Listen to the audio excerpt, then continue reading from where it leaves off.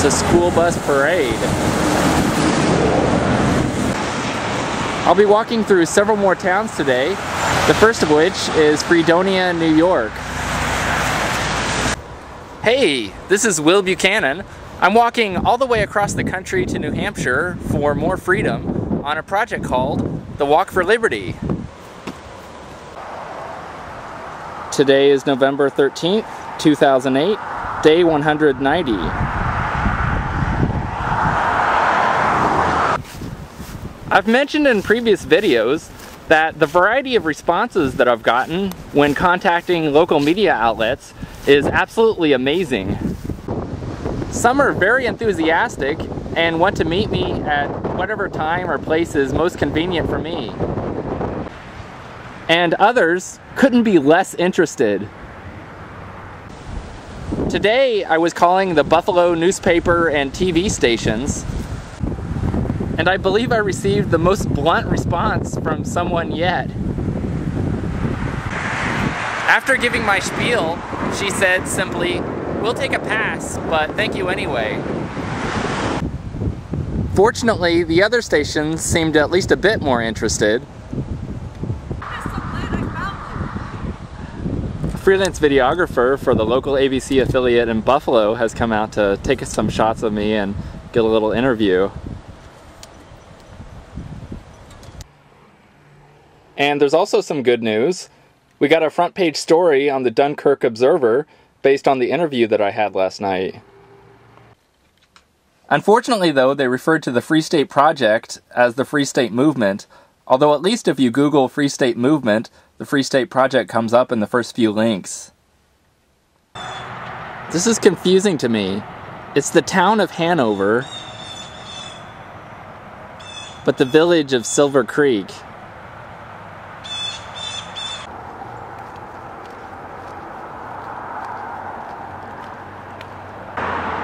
One of my YouTube subscribers recently left a comment that I felt inspired to address.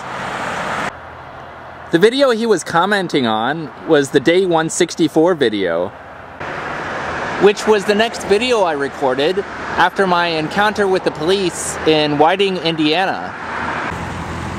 In that video, I concluded that the police no longer exist to protect and serve the average person, but rather that they exist to protect and serve the interests of the state and its corporate partners. My subscriber thought I was being a little hard on companies, noting that a company is just a collection of individuals who come together to pool labor and other resources. And on that point, I completely agree with him. I always try to distinguish companies and businesses, which I view as no different than individuals, from corporations, which are companies that, at least to a certain extent, have gotten in bed with government. Even with corporations, although I can't personally see myself wanting to form one, I can understand why people do so for defensive reasons.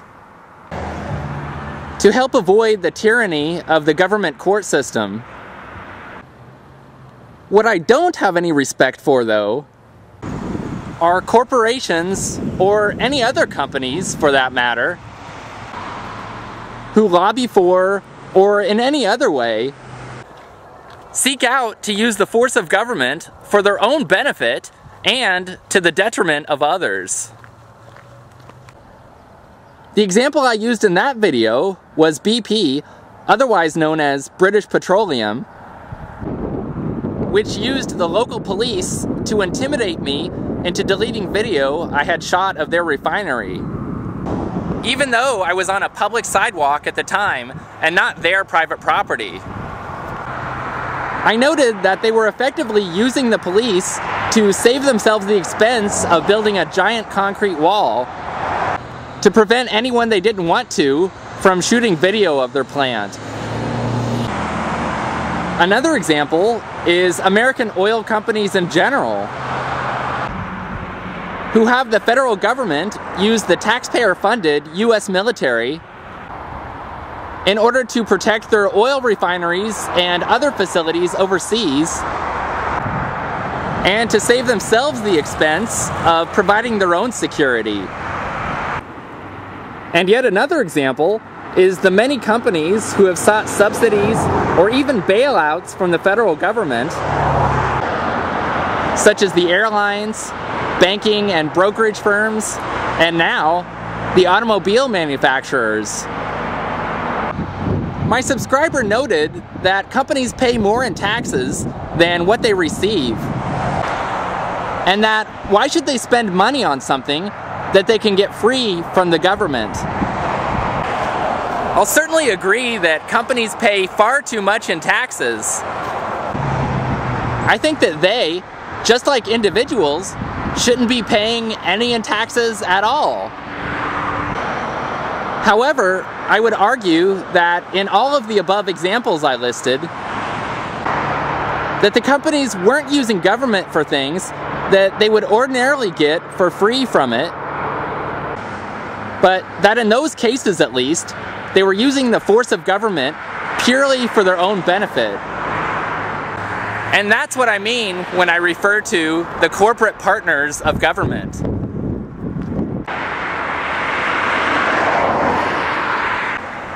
There are many people, probably Ralph Nader for one, who see big business and big corporations as the enemy.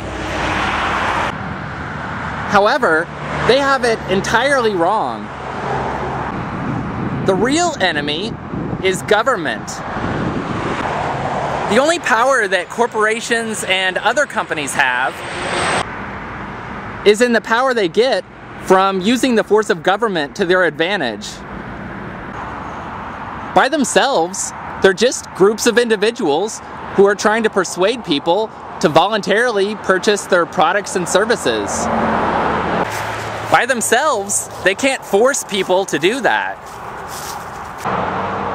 The answer is not to get rid of big business and big corporations, but to get rid of the organization from which they derive their power. The real answer to getting rid of corporate power is to eliminate big government.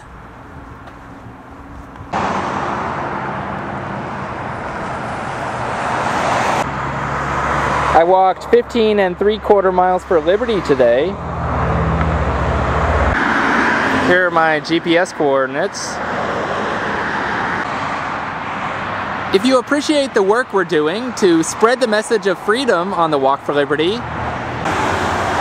please consider contributing to our work at donate.walkforliberty.com. A donation, even as small as $3, can make a difference. This is Will Buchanan, signing off.